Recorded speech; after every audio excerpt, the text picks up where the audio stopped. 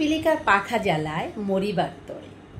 আমরা মানুষেরা যখন অত্যবিত্তহীন থাকি তখন আমরা মহান আল্লাহর কাছে অনেক প্রে করি, অনেক কান্নাকাটি করি, অনেক কিছু করি যে আল্লাহ আমাকে একটু দাও, আমাকে কিছু একটু দাও, হে আল্লাহ আমাকে বাড়ি দাও, হে আল্লাহ আমাকে জমি দাও, হে আল্লাহ আমাকে চলার সামর্থ্য দাও, আমার কিছু নেই, আমি কষ্ট পাচ্ছি, আমি চলতে পারছি না, আমি আমার বাচ্চা কাচ্চাদেরকে খেতে দিতে পারছি না, হে আল্লাহ তুমি আমার পাশে দাঁড়াও, আমাকে সাহায্য করো, আমার পাশে থাকো।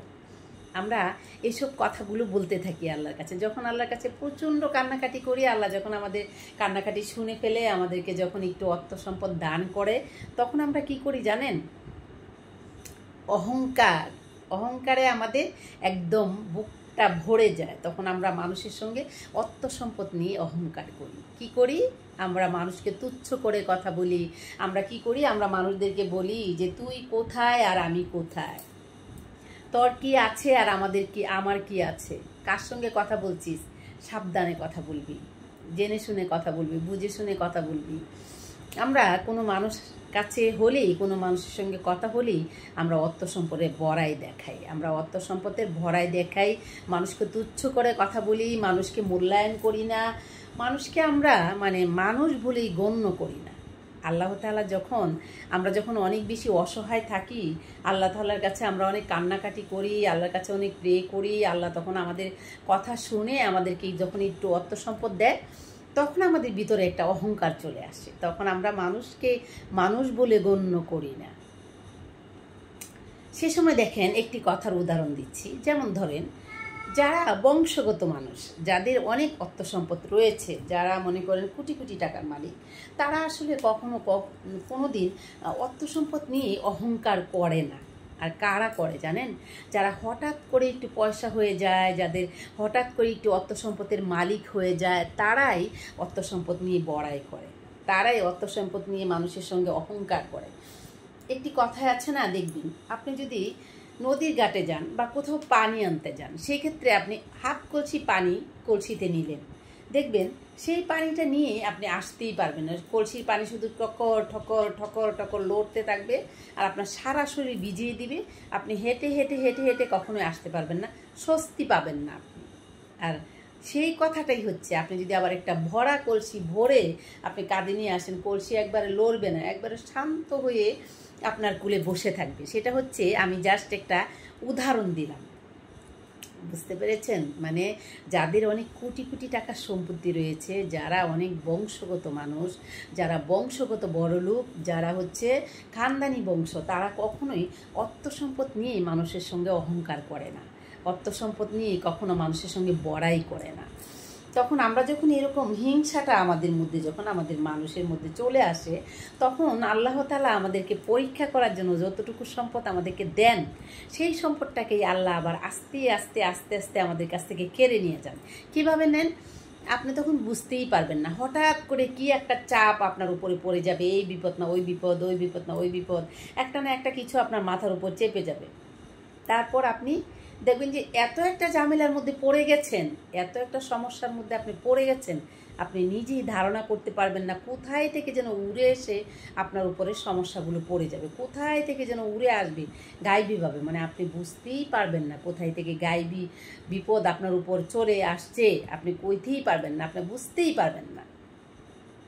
তখন দেখবেন অর্থ সম্পদ এখান থেকে বিক্রি করছেন, এখান থেকে বিক্রি করছেন, এখান থেকে টাকা আপনার লাগছে, সেই অনুযায়ী আপনি একটার পর একটা বিপদ আপনার কাঁধে এসে চাপতে থাকবে। আর সেই ক্ষেত্রে আপনার অর্থ সম্পদ আস্তে আস্তে আস্তে আস্তে মিলিয়ে যাবে।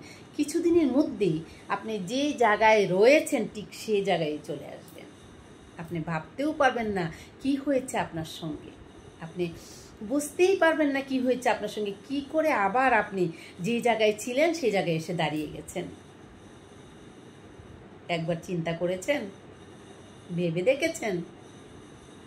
আপনি যে জায়গায় ছিলেন সেই জায়গায় এসে আবারও আপনি সেখানেই দাঁড়িয়ে গেছেন।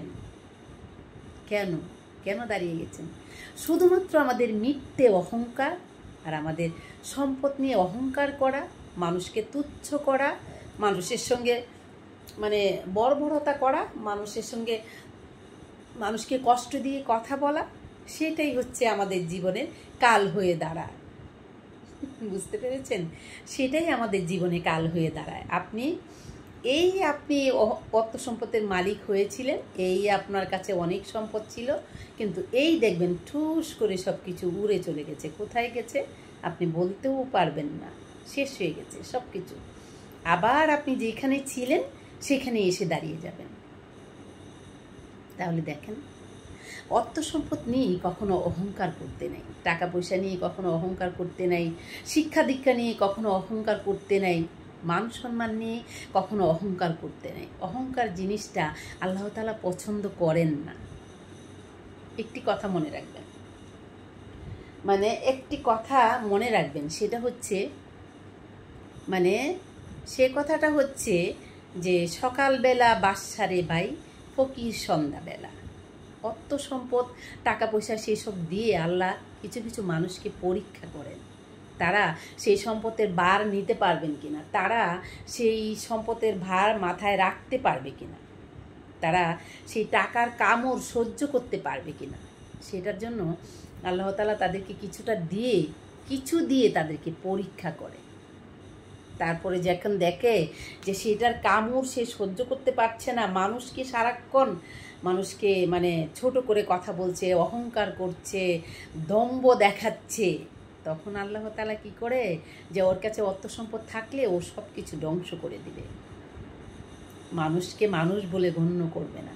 তখন আল্লাহ তাআলা কি করে, সব কিছু যে দিয়েছিল সেই সবটুকু তিনি আবারও কেড়ে নিয়ে যান। তাহলে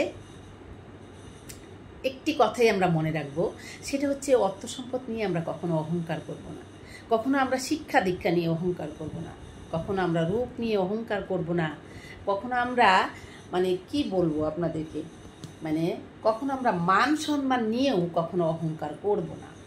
কারণ অহংকার জিনিসটা আল্লাহ তাআলা পছন্দ করেন না। অহংকারীদেরকে আল্লাহ তাআলা পছন্দ করেন না।